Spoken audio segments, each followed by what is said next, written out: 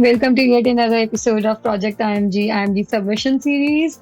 Today we have Dr. Richa Aggarwal with us, and we are very happy to have her here to answer all your queries related to USMLE match and everything else.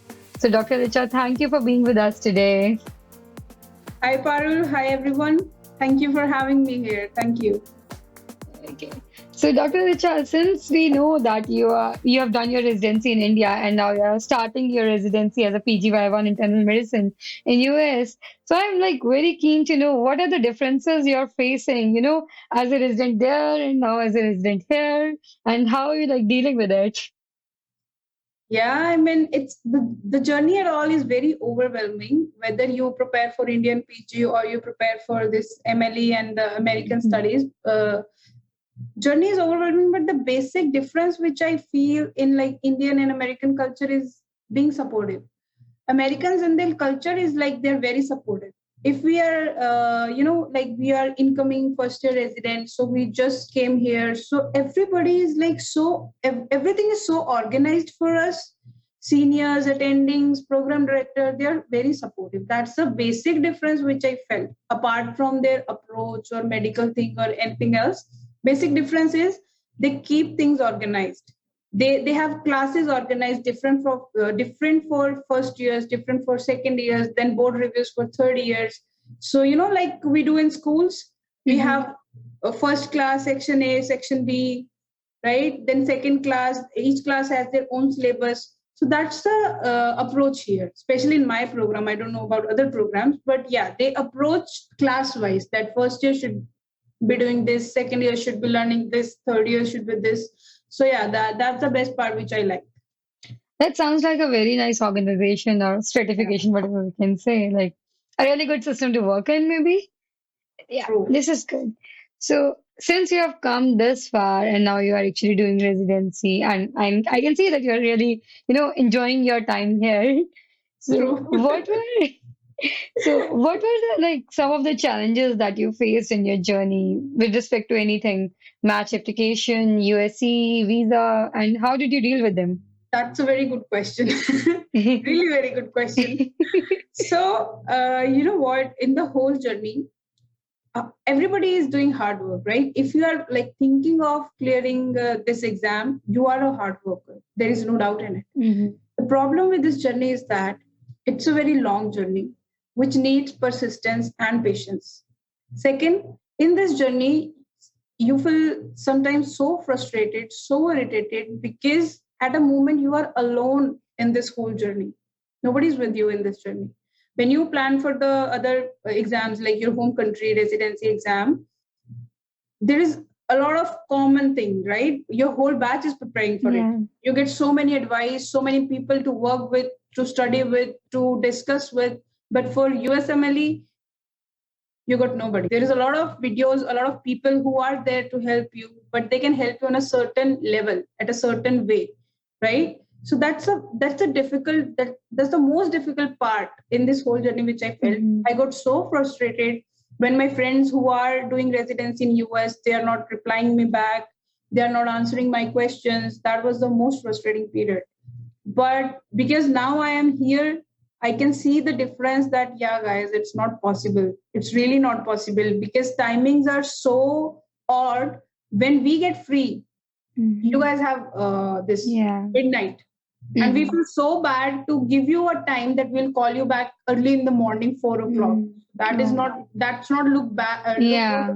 part of us that what is this time to call, right? So it is very hard to make a coordination. And that's really, Yeah. that's frustrating to, expect help and like not be in that place to, understand the situation. Yeah, I get that. Yeah. So, Because you are hoping things from mhm. yeah, right. So when you don't hear back, it feels bad. But now I'm the same shoes. Now I Mhm. can, now I know why. It's not their fault. Yeah, it's nobody's fault actually. Like residency Yeah, is a busy period in itself, yeah. and the And time more zones, than busy period, it's like timings don't match. Yeah. yeah, timings too. So since like right now everyone is like preparing for March 2023, everyone is focusing on their ERAS application, filling out everything. So what do you think is the most important thing to remember while, uploading your information on Eras and making your CV worthwhile for the program directors to, actually give you an interview call? Wow. Yeah. So let me answer this question. Okay. So let me start with the basic program, how it is all designed, how it happens. What happened? There are 7,000 to 8,000 applications which comes every year, right? I mean, I'm just taking a number, okay? So out of those 8,000 applications, each program has their own filters. Some people do step one, some do step two, some do reattempts, right? Specific things. Some do step three. So it's not very clear which program applies which filter. So there are multiple filters. Any program have their own criteria. So after applying those filters, they filter out approximately 900 to 1,000 applications each program. Okay. From these 900 to 1,000 applications, they randomly choose 5% from the program, associate program director, chief resident, or whatever they like in that team. Each team randomly picks 100 applications each. Okay. So first point to notice is it's all about luck. Hard work is a one thing. Hard work can take your application to those thousands, but you need a good luck to be in those 500 so that they can pick you, right? So it's all random. There is no criteria for it. Once they pick your application, all 5 people, they read their 100 own, that they review those 500 applications and they came up with their recommended students, right? They recommend those students to the program director. Then the program director finalize 100 of them, right? Then they rank those 100 or 50, whatever the program requirement is, right? Then they rank those students. So this is the basic thing, how it all goes. Yeah. So that was the process. What was the main question again? So my question is like, out of all the columns that we have to fill out in the ERA CV, Now, which one is more important? Coming to the approach. So this is how the system works. Now you know that it's all about luck. Don't lose heart. Okay. Now starting with how to because ERAS token is already out. People have started filling ERAS applications. So in my opinion, what you should do is you should make 2 Word document files. One file is for your work experience and one file is for your ideas, family, financial, motivating factors, fearing factors, worst factors, worst scenario, good scenario, where you feel proud, where you feel what motivated you for Emily. All the emotional ideological questions should be on one format, and your work experience and everything, research and everything on the other file, right? Start brainstorming. Brainstorming is the key. Start thinking about it, what you have done, right? And whatever you think, just write random, write a story. If you if you could remember a story with a patient which you feel attached to, just write that story in your own words in the Word file. Okay.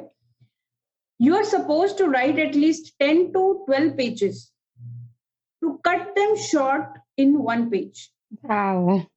Yes. Wow. Because now you have to start from a very raw profile, right? You have just taken your ERAS. You are now going to start your personal statement, writing your CV. When you start writing your CV in the application, you don't know what to write. It's all blank. Yeah. We don't have answers what to write. I've done my residency. Even doing residency, I was like, what I've done in last 3 years, I don't know. What I should write. We don't know that things we have done, they are so, if you give them right words, they become so good. They become so high and so up in your CV. The normal basic things which you have done. Like for example, in the community medicine, SPM, we used to do this residential trips to the rural areas and everything. Those 2-3 exercises which we have done in that subject with the government schemes and everything, if you just give words to that particular exercise that you have done this thing in the internship or whatever, that will a work experience and they will count it. Wow, that's great advice. To give you an example, during my graduation, we went to a village where we go home to home to check the young females if they have any menstruation problem, what's their hemoglobin, right? So that was the thing which was in our syllabus. We didn't volunteer about it that, yeah, I want to go each house and I want to check every female and their hemoglobin. No, it's our duty, it's our job. They give us this job that you have to cover 10 houses. Each student cover 10 houses, and then combined it is like 500 houses we covered. I just mentioned this thing in my CV that, yeah, during my this, I volunteered for this survey where we survey 500 girls and we found that this much is the percentage of anemia. That's why they are suffering from anemia. So what we did for them? We arranged a seminar for them. We told them the government schemes for the iron, for the free food, for the menstrual hygiene, right? So see, this is a basic thing which you have already done, either voluntary or involuntary. But if you give it a good, if you rephrase it, Yeah. it becomes like, oh wow. If anybody will like read it, it will say, yeah, this person is like, they did 500 surveys, 500 home surveys. So yeah. So this is an example from where you can start thinking of, right? So in these kind of things, you can just write your own way, but any government scheme, polio drops, but not, rather than to write just polio, I did survey on this, give a little detail.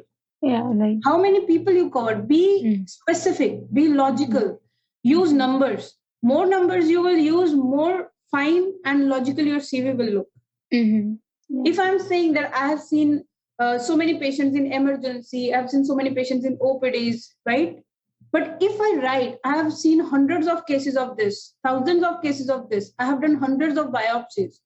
So that sounds more, more reliable rather than I'm just randomly vaguing it like I've seen this. No, be specific, be reliable, use numbers. That's a very, very good piece of advice. I mean, like sometimes we write our CVs, we just say that we used to do that, but we never really mention how much number we did.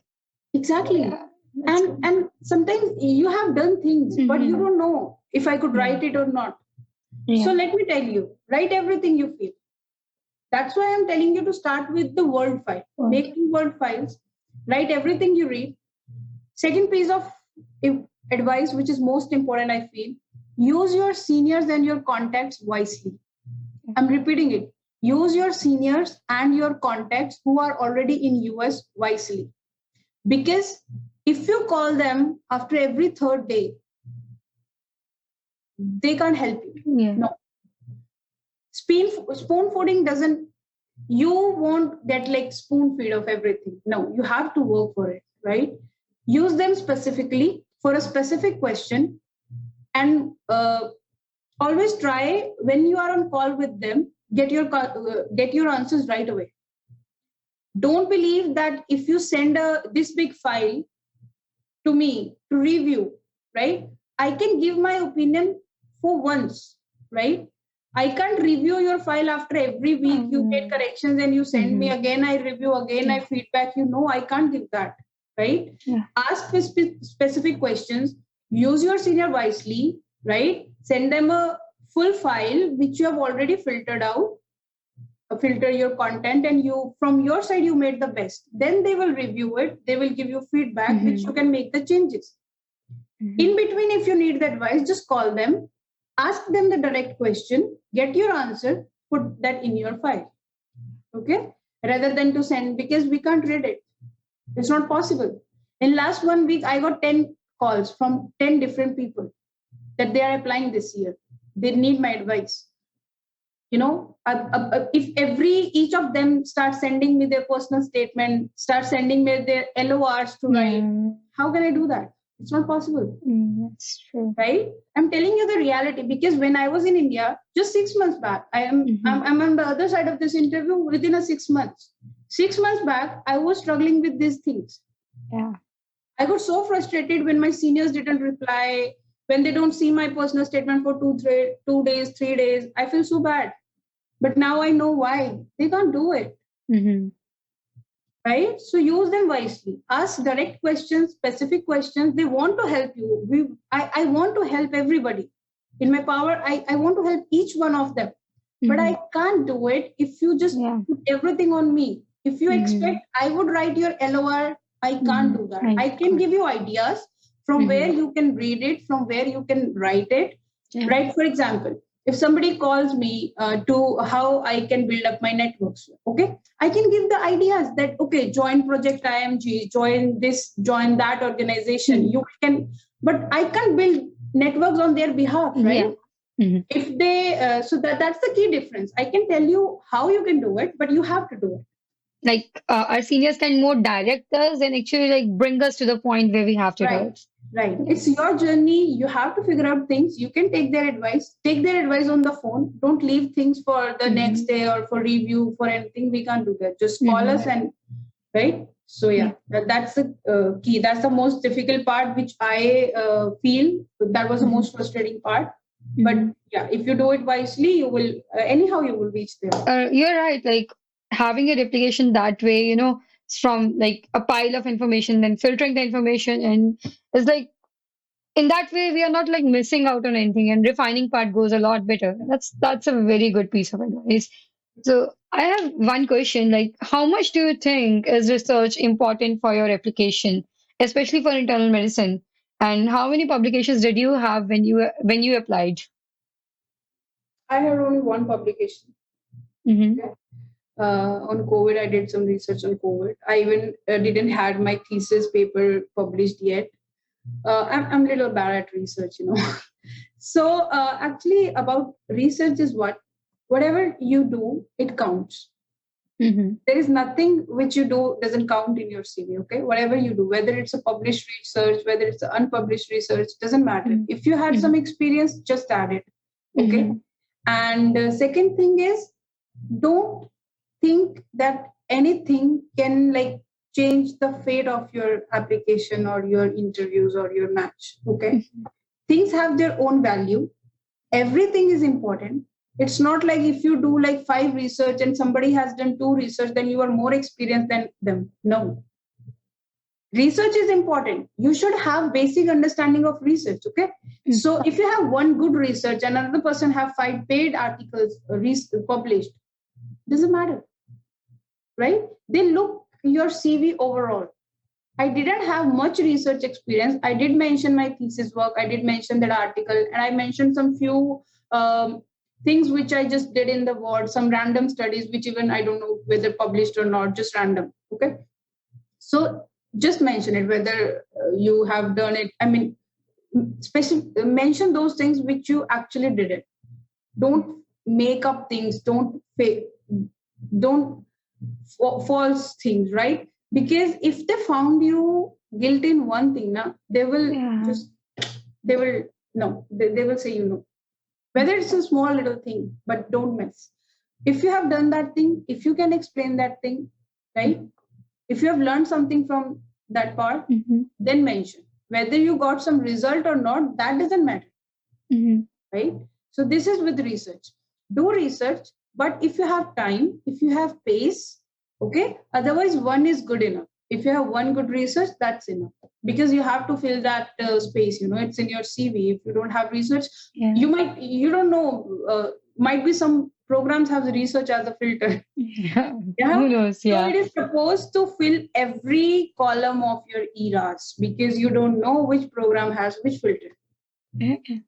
That's a great advice. So, like as far as your application is concerned, what did you think was one of the most important aspects? Like, was it your personal statement? Was it something else on your application? And especially the personal statement, how did you like go about writing it? And what do you think one should keep in mind while writing your statement and making it really good? Yeah, yeah. So for personal statement, actually try to keep yourself at the position of program director. Okay. Always prepare for interview and everything, keeping yourself as in their position, what they're looking for. Okay. Personal statement, nobody will read your personal statement until and unless they is impressed by your CV. People won't send you interviews on the basis of your personal statement. What I feel, I don't take credibility for this. I don't know what actually happens, but in my whole journey, in my experience, what I feel is, if I am a program director and I have to review 500 applications, like if I'm the one of the person who is reviewing 100 applications, I will start from their CV. Okay. I'll filter out some 50, 60 students with their good CV, 20 students, 25 students. Then I will look to their personal statement.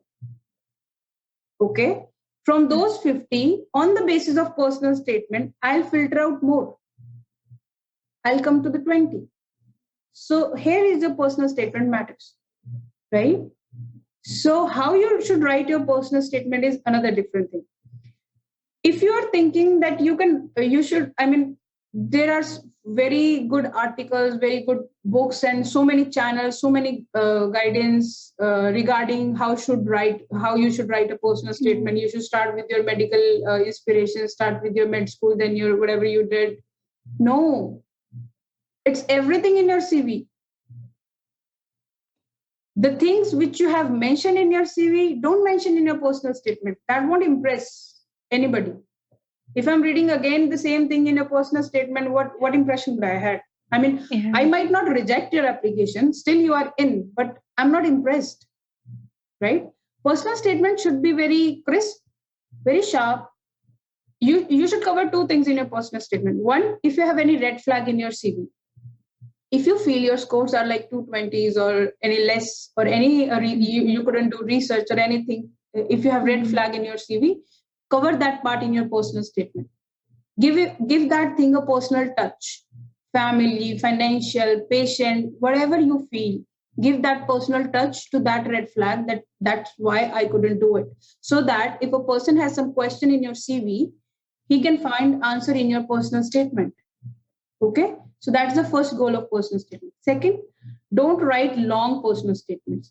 Nobody gonna sit and read each and every line of 100 students. Okay, more brisk, more sharp, more short it is, more attractive, more impressive it will be. So that's the whole key for personal statement.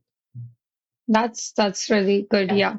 Like it should serve as an addendum to our application. Like everything, that we could not explain on the ERA CV should be explained on the statement. Because you are trying to cover everything in personal statement. Yeah. You're trying to answer these three questions: why I chose med school, why I'm planning to US, what I'm thinking of, what I see myself in next 5 years. No, they know it that you are like babies. You just graduated, right? Yeah. You can't. There is no meaning of showing unnecessarily high vision that I want to become a cardiologist. Some people pissed off with this. My program director personally, I guess I got interviewed because of two things. Number one, I don't have any fellowship goals. As I told you that I don't want to do DM in India. I don't have any fellowship goals. So that's the first thing. Because my program director got it that I mean, he read that thing in a way that I don't have any priority set in my mind, right? I don't want to be a cardiologist or nephrologist. I'm not biased with anything, right? So some people can take it negatively, but some people at the same time can take it positively, that you are like very clear with your vision. You know what you have to do, right? So you can't read somebody's mind. You can't read 200 minds because you're applying 200 programs. 400 people will review your application, so you can't predict.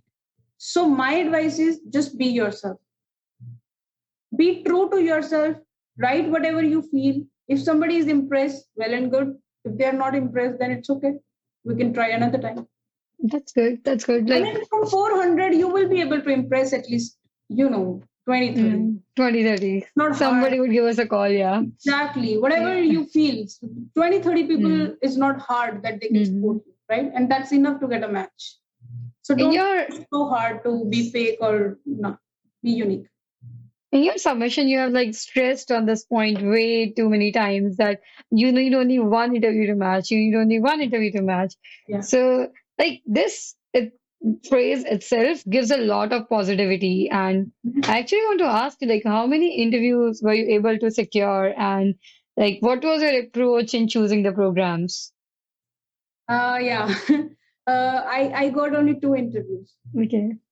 Yeah. So that's very less. If you talk to somebody and if you got 2 interviews, they're like, okay, I mean, you can try next year. Even before your results, they will start counseling you that, okay, it's okay. Things happen. Okay.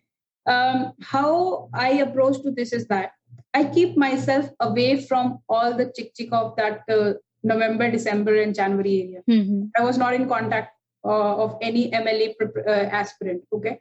Second thing, I prepared for my interviews with the English teacher rather than a USMLE Sarthi, or rather than these professionals. Okay, because English teacher, he doesn't know about it. He doesn't know a shit about MLE, right? But what's the use of it? I know my answers for the interview. I know what I want to tell, but I just want him to rephrase my answers. Yeah. Yeah, to rephrase my answers to convey my idea in a good way, right? He doesn't know about things, how MLE progress. He won't give you unnecessarily stress that you have this in your CV, you should change to this, right? Once you, for example, let me tell you one thing. If I tell you something to change, which you don't feel, but you change because I told you, because I'm your tutor, I told you to change it. And I'm next day I'm taking your interview and you just told me that thing. If I ask one cross question on that thing, you will be stuck. No. You will be stuck. You can't you can't defend yourself on that thing, because that was not your idea. That was someone else's idea in your mind, which you just spoke as your idea. You can't defend that idea. So it's better to discuss with people. I mean, it's always better to get some idea. You need people, you need groups, you need everybody to give you an idea, because you can't like fly alone and you just know where you're going. You should know, you should be smart enough that you should know what is the right thing to do, right? There are different people having different approaches, different students who like doing things in a certain way, but I like doing things in a this way. I want to be myself. Okay. So that time I actually didn't know that 2 interviews are this bad. I was not aware of it. Okay. Yeah, totally. When I got my first interview, I was like, okay, I got my interview. So I'm entering the race. That's all I needed. When you feel that way, it will reflect in your body language, it will reflect you. It's not just you are saying that, okay, I need one interview to match. You should feel it. Yeah. You should be confident enough that, yeah, I need only one interview to match. Yeah. That's the confidence which brought me here. Yeah. And that's actually a very positive thing to have in yourself. It's like you have one, you are secured in your mind that, okay, I had this one. Rest all we are getting is like a bonus. Good, you're getting it. True. Because if it's not always true. I mean, if I'm saying this because I got things worked for me, these things worked for me. I don't know what's the reason behind everything that, I did everything in a year with 2 interviews without US clinical experience. I matched. So I'm a very perfect example to give all of you that if you stay yourself, if you, you know what, when I just applied my application, I didn't have USCE. So I start giving I start preparing for step 3, that if I could be able to give step 3 before this March, so that I can send email to the programs. After giving step 3, they made their rank list even before step 3. They didn't consider my step 3. They sent me interviews and ranked me before step 3. But still, after giving step 3 in Feb 2022, I was like, I did everything in my power to match this year. This is the maximum I could do. Anybody could do in this timeline, right? Yeah. If they are not taking me, whatever, I don't care. That was my attitude in the March.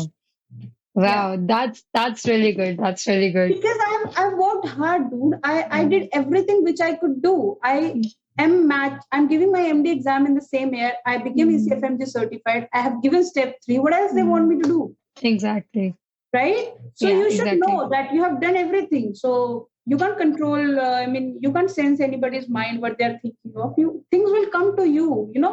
Somebody during my preparation, somebody told me that if during my preparation I have to send an email to a program director and just call a friend, so can you please help me to write an email, this is my last email, to inform them about step 3 that I have cleared it. So this will be my last impression on their mind. So I just want to be very, very sharp and very good email to send them. So after writing the email and everything, she doesn't know me. I mean, she never met me personally. It was the first time I talked to her. After writing this email, she told me that you will match. I was like, why are you saying this? You even don't belong to this field. You don't know what I'm preparing for or anything. She said, you know what? If you, I can sense this in you, that if you work with your whole heart to get something, whole universe conspires to give that to you. Yeah. I have read these things. I have heard this thing in movies, but nobody with this much determination have told me this thing on my face, that I can see that thing in you, that you are giving your whole heart to this particular thing to match this year. That Wow. was the thing who kept me motivated, that okay, if a That strange, is. if a strange person who doesn't know me, Mm-hmm. who doesn't know about the journey, who doesn't know about the exam, Mm. if she can told me this, then yeah, there is something. That is something really, really, motivating, supporting, or I don't know, like even a flicker of positivity in that time phase is really important to keep us all going. Like Yeah. Things will matches come and to you yeah, by their own. If you're working hard, your path will be clearing it like this without any efforts. that's really good to, remember and keep in mind all through the journey. So, since you're an IMG from India and you have done your MD in India itself, which we know is very hectic as it comes, and you gave your STEP examinations, you gave your MD examinations all together. So, like, how did you manage it with your duties and everything and so much load of work that was already there on you? I was expecting this question very early in the interview, but yeah, I finally came to that question. Yeah. So that's very true that residency, especially if you're doing it in a medicine, like such a prominent field, it's very hard to Hmm. complete that residency. Okay. So, and moreover, as you know, that I've completed it from PJ Rohtak, Yeah. which is one of the most prestigious tertiary care center which you can get to do Hmm. residency. It was my dream college to do Wow. residency for that college. So, and that too, when you're third year, you are the senior most, you're expected to like be responsible for Hmm. the patient, credible for your actions. Okay. And at the same time, COVID was there, we were like posted in ICUs and everything, those hectic work hours. I have my board exams in this June, same year.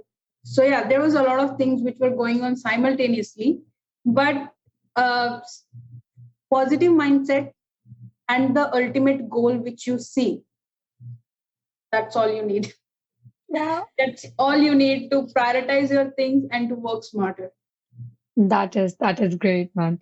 Like seriously, from that one dream to the second dream, you have literally conquered it all. How do you feel?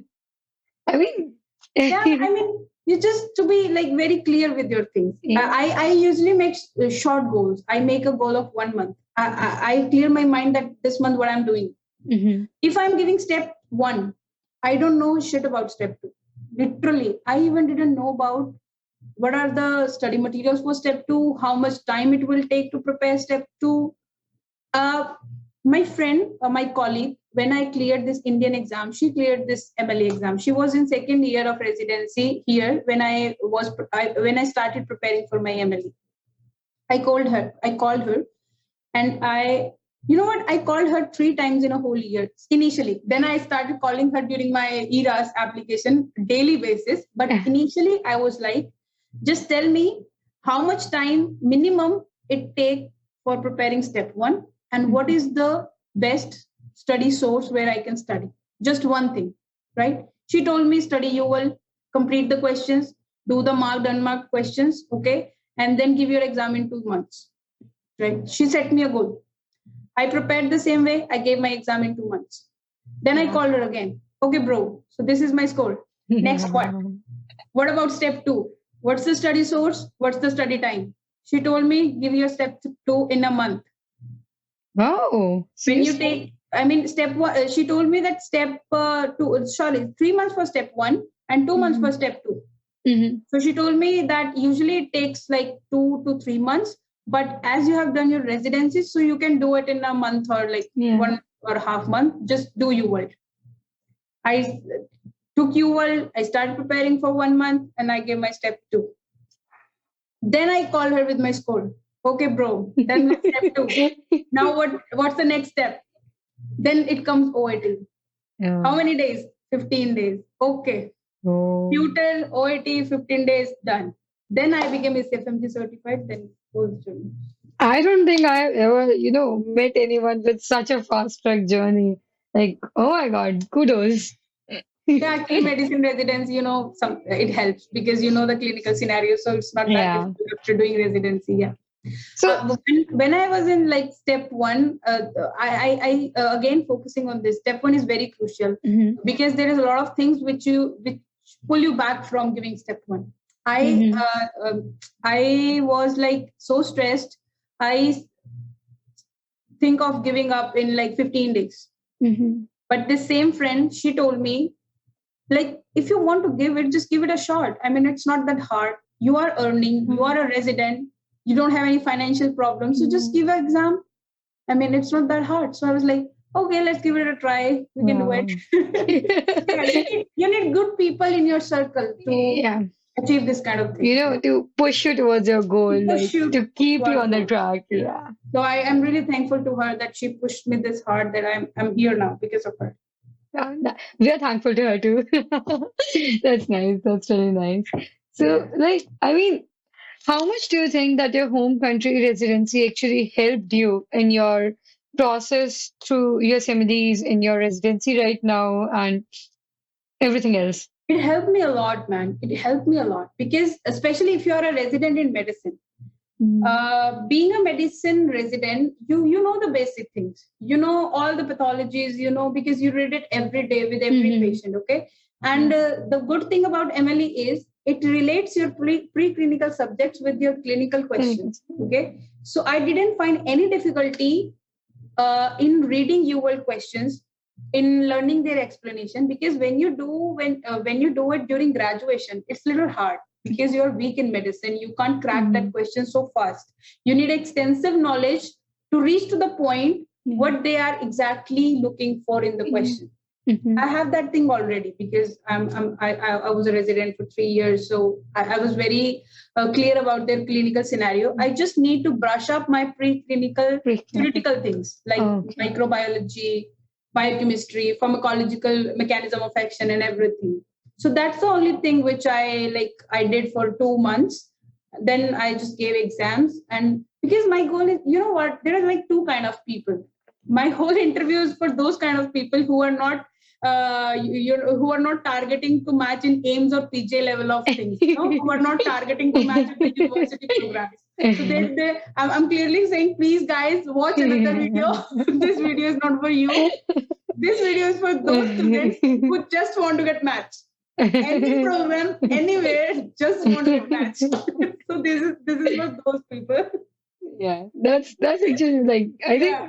most of the MLA aspirants just want to get matched. Like the primary goal is Because to match. yeah, I myself never targeted to match in a university program. Mm-hmm. That's why I approach in this way. But if you are targeting to match a university program, a bigger program, your goals should be different. You should not follow this video. I'm clearly saying if you are targeting a university level program, but definitely if you are targeting a good program in a good Mhm. area, so yeah, that is more than enough you can do. Yeah, I think your advice is really great. Like everything you said, you mentioned on the video are simple yet very crucial things to, keep in mind all through the journey, all through the application process, especially at this time when Eras is going on and everyone Yeah. is like filling their applications and everything else. Yeah. Yeah, I mean, Parul, it's really hard. I mean, when you are writing application, it's Mm-hmm. very hard. Nobody is supporting you, nobody is with you, Yeah. nobody is reviewing things. You don't know at Mm-hmm. points that you are doing it right or you're doing it wrong. So there are a lot of questions. Yeah. Guys, I have an Instagram page with, and also on this project, I am just both. And there's so many other pages as well. We are here to help you. Just reach out to us, right? And moreover, just stay calm. I mean, this time will pass. You all will get matched. It's a Mm-hmm. matter of a year. That's it. It's not that hard. Just stay with yourself. Stay positive. That's really good.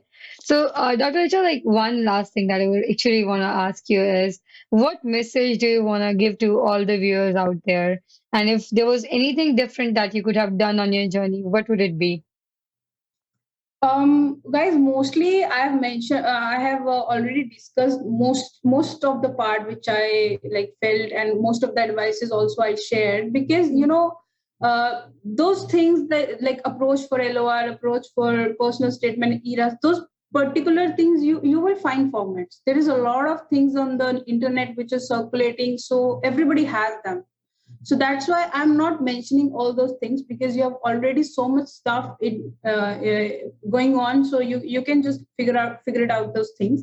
I just want you all to I just have mainly two messages to give you. Number one, use your contacts and your seniors and your whatever you have in US very wisely, because they actually want to help you, but they can't do it on a regular basis like a spoon feed thing. They can't do you that. So be very wise in doing that thing. Second thing, just stay positive. You can't control things. You can control up to giving step one, get a good score, giving step two, get a good score, doing your research or whatever you can add in your CV. After that, you don't have any control at all in your process. Nowhere. So just stay. Don't control things which are not in under your control. Stay positive, stay calm. Things will go on their own in a right direction, in a good way. Things will come to you. Okay. So just don't rush. Don't treat yourself very hard. Okay. Yeah. And that is integral, like integral to the whole process. Because the day we start getting anxious, we're like, okay, we can't do this anymore. And the journey as is very uncertain. And Yeah, that's bro. something You we really know. just got started. Yeah, there's a lot Yeah, to I'm come. literally at the start of it. Yeah, yeah. No, yeah, that's very So true. yeah, I'm here for you anytime. Thank you so much. Yeah.